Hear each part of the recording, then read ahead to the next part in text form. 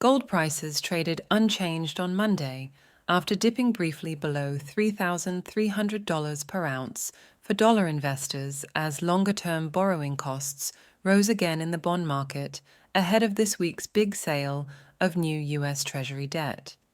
Amid deepening concerns about Washington's budget deficit, plus worsening violence in Los Angeles over President Trump's immigration raids, investors and traders will closely watch Thursday's scheduled auction of $22 billion in 30-year Treasury bonds as a key test of market demand for U.S. debt.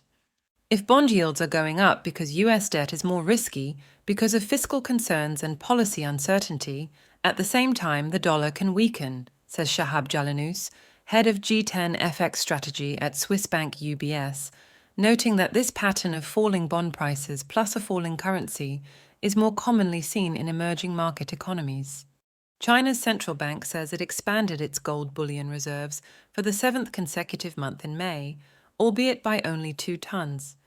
Widely assumed to underplay the true size of Beijing's demand, that took the People's Bank's year-to-date acquisition to 17 tons, with total official holdings now at 2,296 tons, the world's 6th largest sovereign nation gold reserves.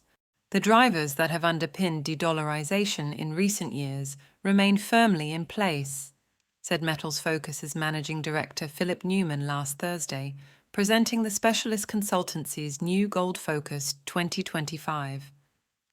Having risen by a third to a fresh record high, gold prices in 2025 remain well supported on the back of economic uncertainty centered around U.S. policy and ongoing geopolitical tensions.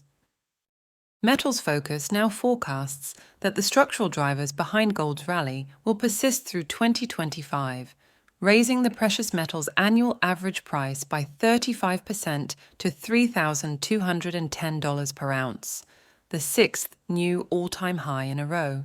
Spot gold rose 0.3% to touch $3,321 per troy ounce on Monday after falling $90 on Friday from a 3-week peak of $3,403 following stronger than expected U.S. employment data. The fact that gold held above $3,300 is probably more important than the fact that it failed to break $3,400, says Bruce Ikemizu of the Japan Bullion Market Association. With risk on the stock market becoming more prevalent, the fact that gold has not fallen too far and is still rising suggests that buying interest in gold, especially from central banks, is still strong.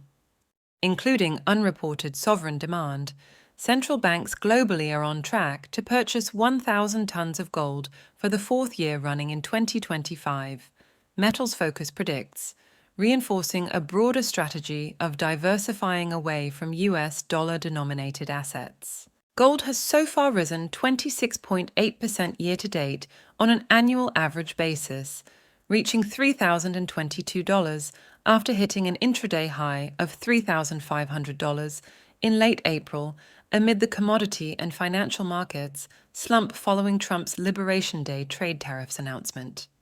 Trump says 3 of his top aides will meet with Chinese officials in London today, coinciding with a visit by China's Vice Premier to the UK for economic talks following a 90-day tariff rollback agreement reached on the 12th of May. Please like this video and subscribe to our channel.